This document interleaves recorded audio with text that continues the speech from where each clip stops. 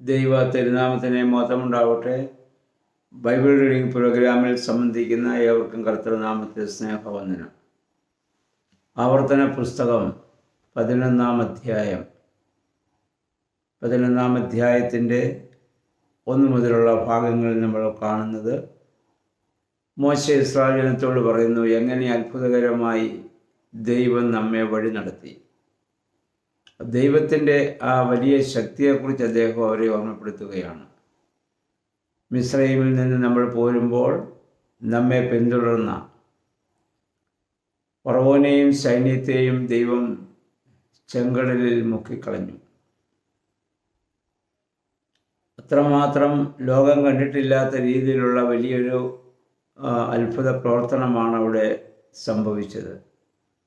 നമുക്ക് തേരാളികളില്ല, നമ്മുടെ ഇടയിൽ നിന്ന് യുദ്ധം ചെയ്യുവാൻ ആളില്ല. അടിമത്തത്തിൽ നിന്ന് വന്ന നമ്മൾ വെറും അനാഥരെ പോലെയാണ്. ഫറവോനും സൈന്യവും നമ്മെ നേരിട്ടെങ്കിൽ വീണ്ടും അടിമകളായി നമ്മെ കൊണ്ടുപോകുമായിരുന്നു. എന്നാൽ ദൈവം എത്രയോ അത്ഭുതകരമായി നമ്മെ വഴി നടത്തി. പുതിയ നിയമവുമായി നമ്മൾ ചിന്തിക്കുമ്പോൾ പൈശാചിക ശക്തികളെ നമുക്ക് ജയിക്കാൻ സാധിക്കുന്നത് ദൈവത്തോടൊപ്പം നാം ആയിരിക്കുമ്പോഴാണ്. പൈശാചിക ശക്തികൾ ശാരീരികവും മാനസികവും ആത്മീയവുമായ എല്ലാ തലങ്ങളിലും നമ്മെ കീഴ്പ്പെടുത്താൻ വേണ്ടി ആഗ്രഹിച്ചുകൊണ്ടിരിക്കുന്നു. ജഡം, ലോകം, പിശാചികം മുതൽ പോരാട്ട സഭയിൽ നമ്മൾ ദൈനംദിനം ജീവിക്കുന്നവരാണ്. അതിനെ അതിജീവിക്കണമെങ്കിൽ ദൈവികമായ കൽപ്പനകൾക്ക് വിധേയമായി നമ്മൾ ജീവിക്കുകയും നമ്മുടെ സകല ഭാരങ്ങളും ദൈവകരങ്ങളിൽ നമ്മൾ സമർപ്പിക്കുകയും ചെയ്യണമെങ്കിൽ മാത്രമേ സാധിക്കുകയുള്ളൂ. അതുപോലെ തന്നെ ദൈവത്തിൻ്റെ കൽപ്പനകളെ നമ്മൾ ലംഘിച്ചാൽ എന്താണ് അനുഭവമെന്നും മോശ ഇവിടെ പറയുന്നു. രൂബേൻ്റെ കൊച്ചുമക്കളായിരുന്ന ദാത്താനും അബീറാമും അന്യാഗ്നി ദൈവസന്നിധിയിൽ കൊണ്ടുവന്നതുകൊണ്ട് അവരെ ഭൂമി പിളർന്ന് അവരെ വിഴുങ്ങിക്കളഞ്ഞതായ അവരും അവർക്കുള്ള സകലത്തെയും ഭൂമി വിഴുങ്ങിയതായ കാര്യവും മോശ ഇസ്രായേൽ ജനത്തെ ഓർമ്മപ്പെടുത്തുകയാണ്. അപ്പോൾ ദൈവത്തെ അനുസരിച്ചാലുള്ള അനുഗ്രഹവും ദൈവത്തോട് മറുതലിച്ചാലുള്ള പ്രതിഫലവും എന്ന് മോശ വളരെ വിശദമായി ഇസ്രായേൽ ജനത്തെ ഓർമ്മപ്പെടുത്തുകയാണ്. 8 മുതലുള്ള വാക്യങ്ങളിൽ അനുഗ്രഹത്തെക്കുറിച്ചും ശാപത്തെക്കുറിച്ചും ഇവിടെ പറയുന്നു. നിങ്ങൾ വന്ന ഈ ദേശം, നിങ്ങൾ പ്രവേശിക്കാൻ പോകുന്ന ദേശം എത്രയോ അനുഗ്രഹപ്രദമായ ദേശമാണെന്ന് നിങ്ങൾക്കറിയാം. അവിടെ വർഷം മുഴുവനും കാലാകാലങ്ങളിൽ മഴയും മഞ്ഞും വെയിലും ദൈവം നൽകി. വിത്ത് വിതച്ചാൽ ആ കൃഷി ഫലം ആകുന്നിടം വരെയും സകലതും ദൈവമാണ് ചെയ്യുന്നത്. എന്നാൽ മിസ്രൈമിൽ അങ്ങനെയല്ലായിരുന്നു. എന്തെങ്കിലും നട്ടാൽ നമ്മൾ ദിവസവും വെള്ളമൊഴിച്ചതിനെ നമ്മൾ നനച്ചു കൊടുക്കേണ്ടി വരുമായിരുന്നു. അതിൽ നിന്ന് വ്യത്യസ്തമാണ് ഈ കനാൻ ദേശമെന്ന് പറയുന്നത്. അവിടെ കാലാകാലങ്ങളിൽ ദൈവം അതിനാവശ്യമായതെല്ലാം നൽകിക്കൊണ്ടിരിക്കും. ആ സ്ഥലത്തേക്കാണ് നിങ്ങൾ പോകുന്നത്. ആ ദൈവത്തെ നിങ്ങൾ അനുസരിച്ചാൽ മാത്രം മതി, ആ ദൈവത്തെ നിങ്ങൾ സ്നേഹിച്ചാൽ മാത്രം മതി. മോശ അവരെ ഇവിടെ ഓർമ്മപ്പെടുത്തുകയാണ്. ഇല്ലെങ്കിൽ നിങ്ങൾക്കത് ശാപമായിട്ട് മാറുമെന്നുള്ളതാണ്.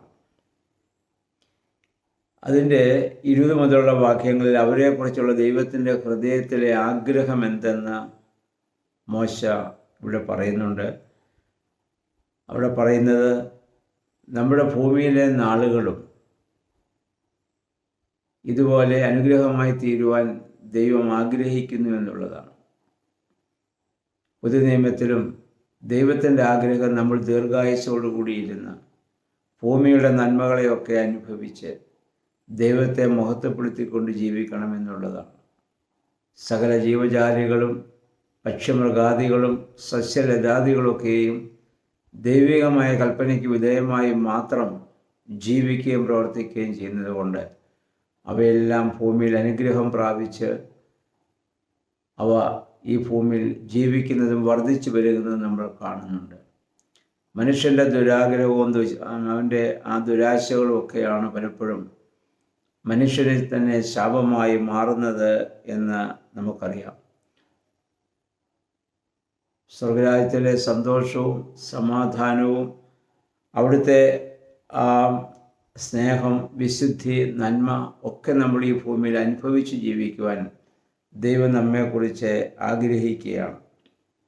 24 മുതലുള്ള വാക്യം നമ്മൾ വായിക്കുന്നു, ദൈവപ്രമാണങ്ങളെ അനുസരിച്ചാൽ നിങ്ങൾ കാൽ വയ്ക്കുന്നിടമൊക്കെയും നിങ്ങളുടേതായിരിക്കും.